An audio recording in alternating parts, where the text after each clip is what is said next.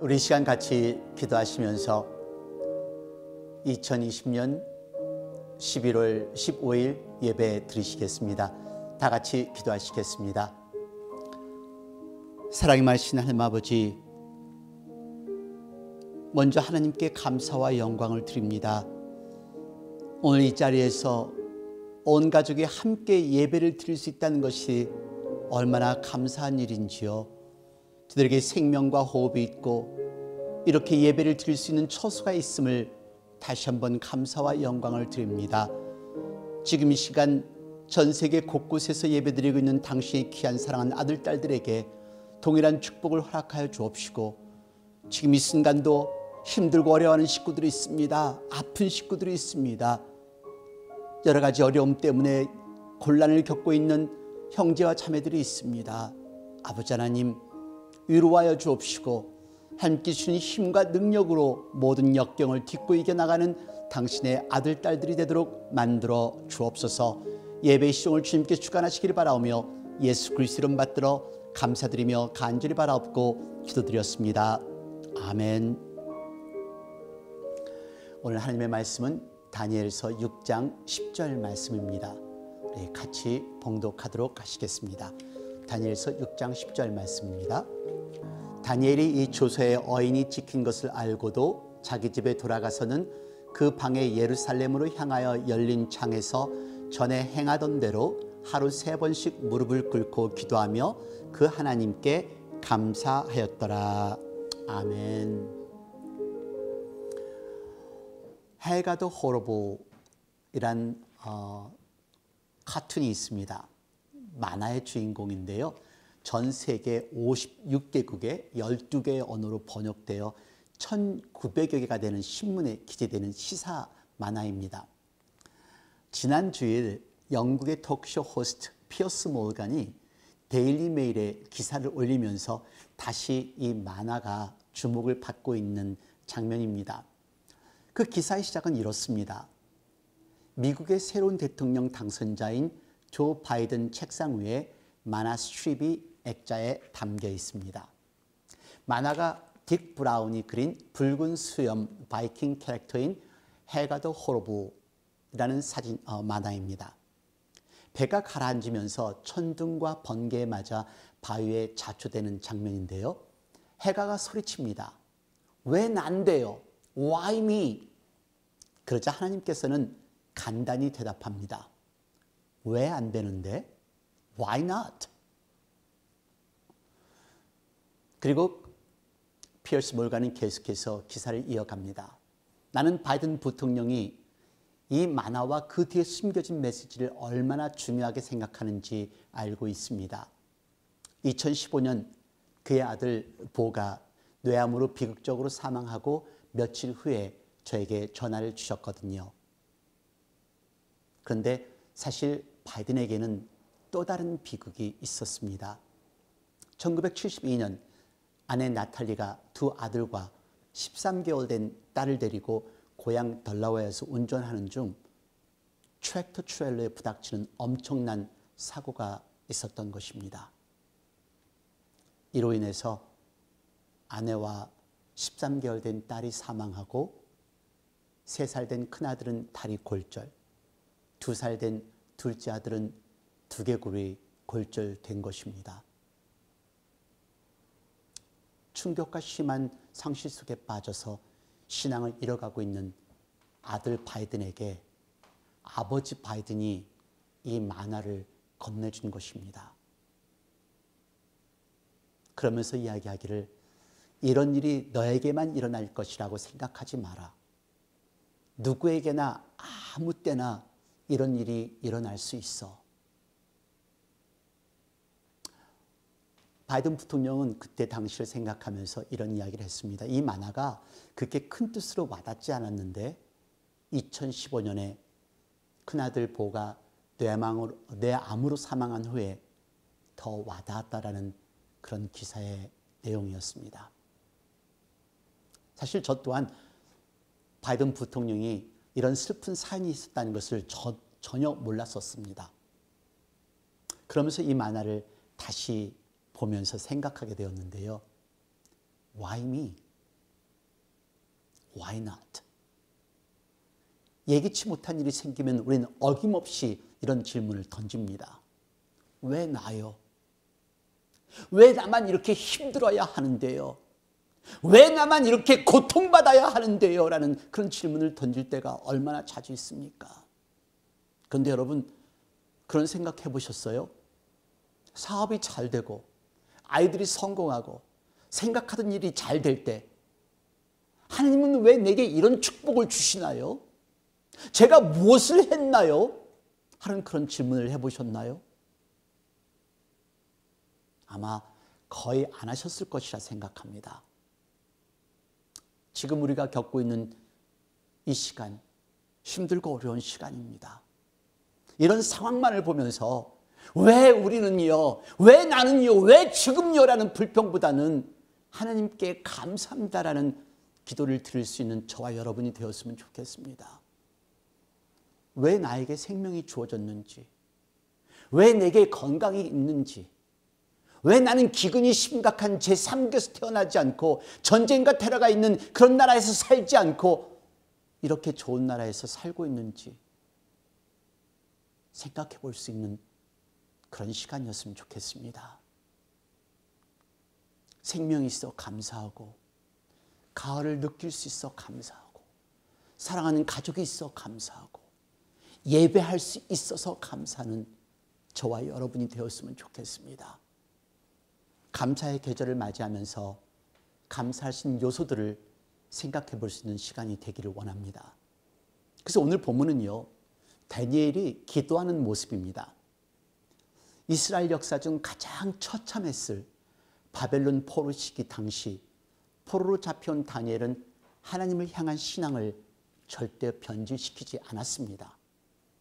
포로로 왔던 이방인 다니엘이 두 왕의 신임을 받고 이제는 전국을 지휘하게 되었으니까 한번 생각해 보십시오. 다른 그 나라의 그 총리와 다른 방백들에게 시기와 질투의 대상이 될 수밖에 없지 않겠습니까? 어떻게 하든 다니엘을 없애기 위한 그 방법을 연구하다 결국에는 다리오 왕에게 왕 외에는 어느 신에게도 구하지 않게 하고 범할 시에는 사자굴에 넣는 것을 권합니다. 7절과 8절 같이 보시겠습니다. 나라의 모든 총리와 수령과 방백과 모사와 관원이 의논하고 왕에게 한 율법을 세우며 한 금령을 정하실 것을 구하려 하였는데 왕이여 그것은 곧 이제부터 30일 동안에 누구든지 왕 외에 어느 신에게나 사람에게 무엇을 구하면 사자굴에 던져 넣기로 한 것이니이다. 그런즉 왕이여 원컨대 금령을 세우시고 그 조서에 어인을 찍어서 메대와 바사에 변개치 아니하는 규례를 따라 그것을 다시 고치지 못하게 하옵소서 하매. 그런데 이 사실을 알고서도 사자굴에 던져질 것을 알면서도 다니엘이 선택한 것은 하나님께 기도를 드리는 것이었다는 것입니다. 가능할까요? 자, 오늘 본문 다시 한번 봉독하겠습니다. 6장 10절입니다. 다니엘이 이 조서에 어인이 찍힌 것을 알고도 자기 집에 돌아가서는 그 방에 예루살렘으로 향하여 열린 창에서 전에 행하던 대로 하루 3번씩 무릎을 꿇고 기도하며 그 하나님께 감사하였더라. 아멘. 여러분, 여기서 바라볼 수 있는 것은요, 다니엘의 그 기도하는 그 습관입니다. 첫 번째, 항상 기도의 자리에 있었던 다니엘입니다. 여기 중요한 단어가요, 그가 하던 대로입니다. 전에 행하던 대로 하루 3번씩 무릎을 꿇고 기도하며.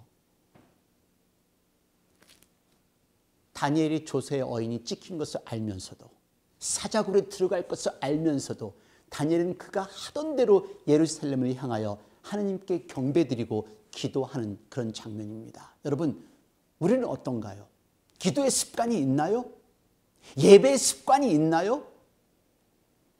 온라인으로 예배를 드리시지만 정말로 정확하게 시간 맞추어서 하나님께 정한 마음으로 내 온몸과 정성을 다해 하나님께 예배 드리시나요? 지금 다니엘처럼 내가 사자굴에 들어갈지라도 내가 죽음을 당할지라도 나는 하나님께 예배드립니다라는 그런 마음으로 하나님께 예배를 드리시나요?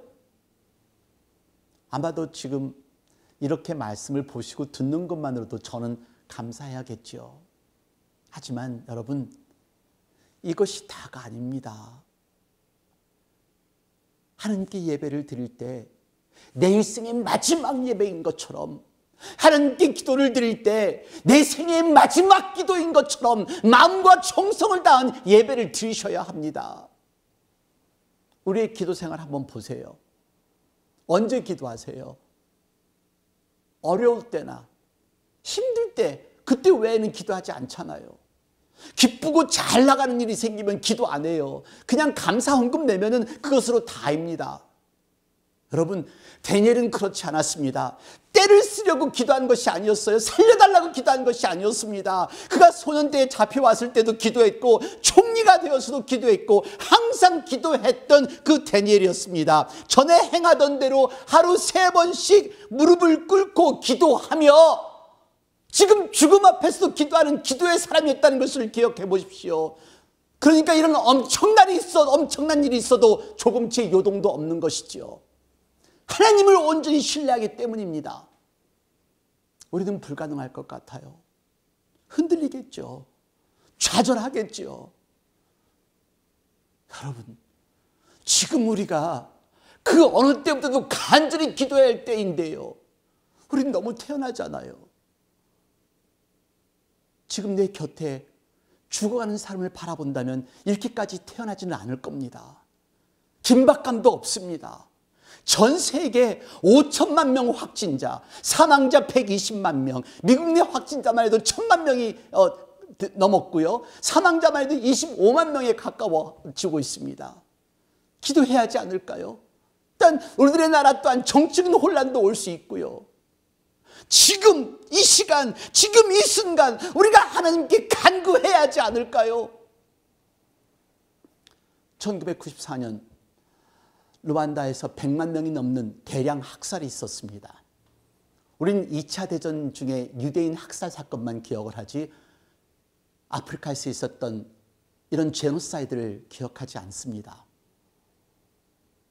아버지도 엄마도 그의 형제도 학살당하고 목사님 댁에 있는 조그만 화장실에서 8명의 다른 여인과 91일 동안 숨어있다 살아난 임마큘리 일리바 기자입니다. 살인자들이 집 주변을 돌며 살아있는 여자들을 찾기 위해 수소문을 합니다. 이들은 91일 동안 숨죽이며 주기도문만을 외우며 지냈었다고 하는데요. 그녀의 죽음의 행로를 적은 책이 Left to Tell, 그 도서입니다. 먼저 직접 들어보시죠. 임마큘레는 정말 그녀의 삶 속에 있어서는 안 될 엄청난 일을 겪었습니다. 정말 충격적이고 엄청난 흉측한 일입니다. 두 부족이 전쟁이 났습니다. 투tsi와 후투라는 부족입니다.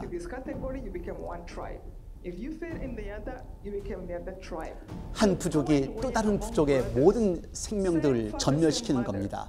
같은 엄마, 같은 아빠일지라도, 같은 형제일지라도 그 사이에서 부족이 갈라지기 때문에 후투 족속은 투tsi의 모든 족속을 다 멸살하고 있습니다. 그래서 저희 아버지는 제가 대학교에서 부활절로 인하여 아버지를 찾아왔기 때문에 후투 족속이지만은 목사님 댁에 저를 피신시켰습니다. 그 목사님은 아주 저에게 조그만한 목욕탕 이 화장실로 저를 데려갔습니다. 어떻게 이 화장실에 있을까? 근데 그 목사님이 다시 바깥으로 나가더니 또 다른 5명의 여자들을 데리고 들어온 것입니다.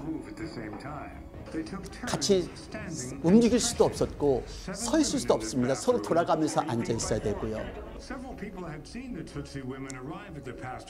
근데 그 주변에 있는 그 후투 족속들이 그 목사님 집에 여자들이 들어가는 것은 봤어도 나오는 것은 못 봤다라는 것 때문에 계속해서 후투 족속들이 집 주변을 돌고 있었습니다. 91일 동안을 그 화장실에서 갇혀 있는데요. 바깥에서 소리 지르는 소리가 들립니다. 그리고 그들이 소리 지르는 거 듣고요. 저는 내 평생에 이렇게 무서운 적은 없었습니다. 계속해서 집 주변을 돌면서 그리고 혹시 창문을 통해서 누가 탈출할까 봐 그 사람들 지키고 있었습니다. 이 사람들은 우리 이웃이었어요. 그리고 저랑 같이 학교 다녔던 사람들이었고요. 그리고 우리 집에 와서 식사도 같이 했던 사람이었습니다. 그 특별히 한 남자가 소리를 지르는데 그 사람이 바깥에 소리를 지르는 소리가 나 지금까지 399명의 그 바퀴벌레를 죽였는데 하나만 더 죽이겠다. 그럼 400명을 채울 수 있다라는 그런 소리를 지르는 것을 들었습니다. 여러분, 우리가 이런 상황에 있다면 어떨까요? 91일 동안을 8명의 여인들이 그 조그마한 화장실에서 기도를 하면서 죽음을 이겨냈습니다. 죽어도 하나님의 뜻이고 살아도 하나님의 뜻이라는 그런 마음으로 기도를 했다고 합니다. 계속해서 주기도문을 외우면서 저들은 저들이 하는 짓을 모릅니다. 저들을 용서하여 주옵소서라는 그런 기도를 했다고 하는데요. 살아남은 이유는 그 사실을 알리기 위해서